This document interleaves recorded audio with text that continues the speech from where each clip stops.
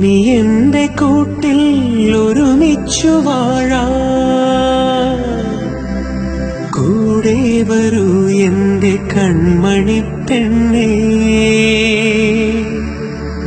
ഇനി എന്റെ ചിറകിന്റെ തണലിൽ മയങ്ങാം. നീ വരൂ കുറുമൊഴി പെണ്ണേ, ഇതുവരെ ഇല്ലാത്തൊരാനന്ദമെങ്ങും ഇതൾ വിരിച്ചാടുമീ സായന്തനത്തിൽ.